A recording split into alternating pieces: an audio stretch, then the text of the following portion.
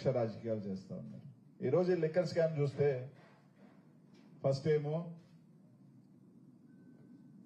50,000 కోట్లు అన్నారు, తర్వాత ఏమో 30,000 కోట్లు అన్నారు, తర్వాత ఏమో 20,000 కోట్లు అన్నారు, తర్వాత 3,000 అన్నారు, ఇప్పుడేమో 2,000 చిల్లర. రేపు 1000, తర్వాత 500, తర్వాత ఉంటుందో లేదో కూడా తెలియదు. ఈ లిక్కర్ స్కామ్ మనం చూస్తే ఎక్కడా కూడా దానికి సంబంధించిన ఆర్థిక లాభాలు లేవు, డబ్బులు పట్టుకుంది లేవు, ఆధారాలు లేవు. సరే ఈ అకౌంట్ లో నుంచి ఎక్కడికైనా ట్రాన్స్ఫర్ అయినాయి అంటే అవి కూడా లేవు. కేవలం కొంతమంది అధికారులను పిలిపించుకొని బెదిరించి మీకు ఉద్యోగాలు ఇబ్బంది చేస్తాం, రకరకాల కేవలం కొన్ని ఒక స్టేట్మెంట్స్ వల్ల తీసుకొని ఆధారాలుగా, ఒక నోటి మాట ఆధారాలుగా తీసుకొని ఈరోజు ఒక మాజీ ఐఏఎస్ని కానీ, అలాగే ఈరోజు ఎంపీగా, మూడోసారి ఎంపీగా 40-50 సంవత్సరాలుగా పెద్దిరెడ్డి కుటుంబం చిత్తూరులో చంద్రబాబు నాయుడు గారికి వ్యతిరేకంగా ఒక బలమైన వర్గంగా, కుటుంబంగా వెలుగొందుతున్న పెద్దిరెడ్డి కుటుంబం నుంచి వచ్చిన మూడోసారి ఎంపీగా ఉన్న మిథున్ అన్న మీద ఈరోజు కేసు వేయటం కూడా, అరెస్ట్ చేయటం కూడా చూసాం.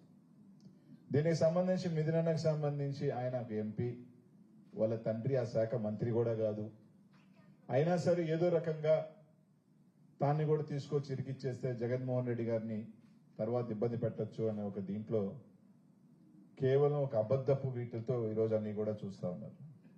ఏమన్నా అంటే ఈ 2019-24లో లిక్కర్ ఆదాయం తగ్గింది, జగన్మోహన్ రెడ్డి గారు వచ్చిన తర్వాత లిక్కర్ అనేది పూర్తిగా కూడా ఆదాయం తగ్గిందని చెప్పి ఒక తప్పుడు మాటలు మాట్లాడుతున్నారు.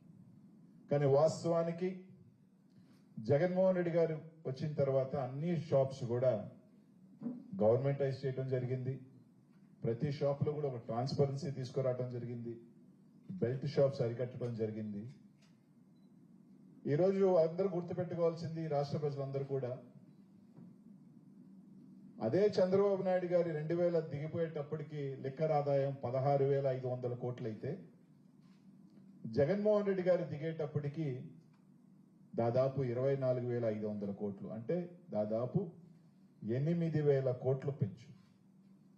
అలాగే జగన్మోహన్ రెడ్డి గారి హయాంలో వీళ్ళు చెప్తున్నట్టు ముడుపులు తీసుకున్నాడు డిస్టిలరీస్ నుంచి అని మాట్లాడుతున్నారు.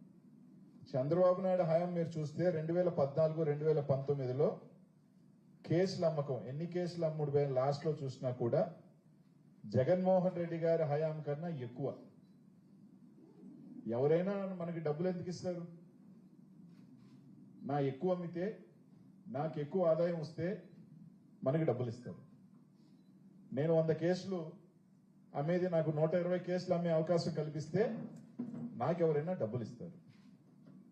అదే చంద్రబాబు నాయుడు హయాం కన్నా కూడా కేసులు తక్కువ అమ్మి ఆదాయం ఎక్కువ వస్తే ఏది ట్రాన్స్పరెన్సీ అని అడుగుతా ఉన్నాం. చంద్రబాబు నాయుడు హయాంలో ఏదైతే డిస్టిలరీస్ కి అమౌంట్ ఛార్జ్ చేసిందో ప్రభుత్వం, అదే అమౌంట్ ని 2019-24లో కూడా ఛార్జ్ చేసింది. ఈరోజు మేము ఒకటి అడిగేది ఏంటంటే, 2014-2019లో యావరేజ్ లో మీరు దాదాపు 3 కోట్ల పైగా కేసులు అమ్మితే జగన్మోహన్ రెడ్డి గారి దగ్గరకు వచ్చేసరికి దాదాపు 2.7 2.8 కేసెస్ ఉన్నాయి, క్రోర్ కేసులు. అదే రేట్తో అప్పుడు అమ్మారు, అదే రేట్తో డిస్టిలరీ ఇప్పుడు అమ్మారు అన్నప్పుడు ఆదాయం, వైఎస్ఆర్ కాంగ్రెస్ పార్టీ వచ్చినప్పుడు ఆదాయం వచ్చింది, మీరు వచ్చినప్పుడు ఆదాయం తక్కువైంది. అంటే ముడుపులు వాస్తవానికి మీరు తీసుకున్నారు. అదే సంబంధించి 2023లో చంద్రబాబు నాయుడు గారి మీద, అప్పుడున్న మంత్రి గారి మీద కేసు బుక్ చేయడం కూడా జరిగింది.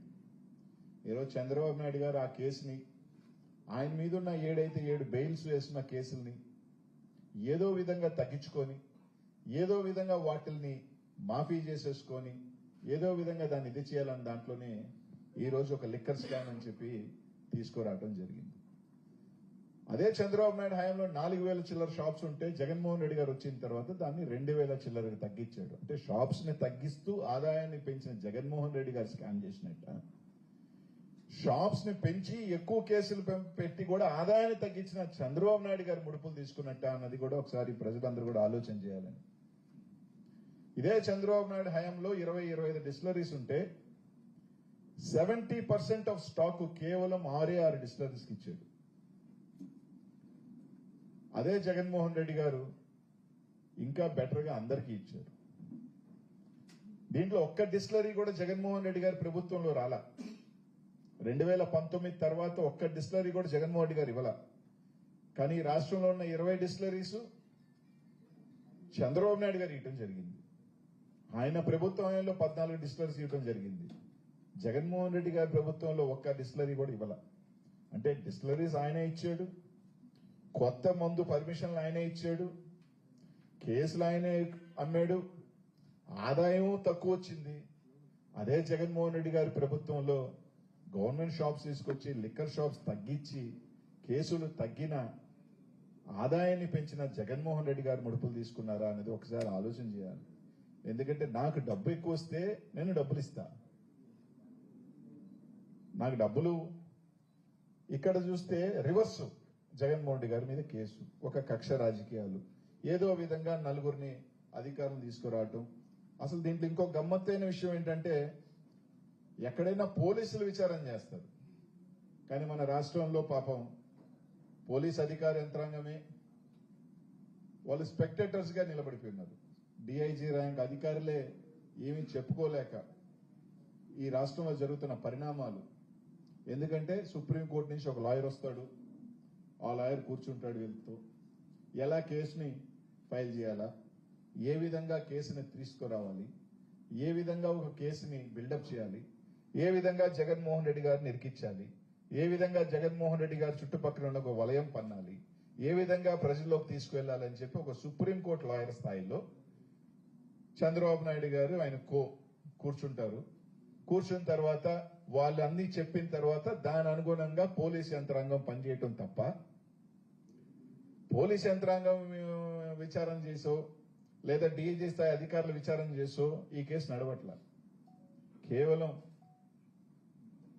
ఒకటైతే గుర్తుపెట్టుకోవాలి, జగన్మోహన్ రెడ్డి గారిని, ఆయన అనుచరుల్ని, ఆ నాయకుల్ని కేసుల్లో భయపెట్టడమో, కేసులను పెట్టి జగన్మోహన్ రెడ్డి గారిని, వైఎస్ఆర్ కాంగ్రెస్ పార్టీని మీరు తగ్గించాలనుకుంటే అంతకన్నా మూర్ఖం ఇంకోటి ఉండదు.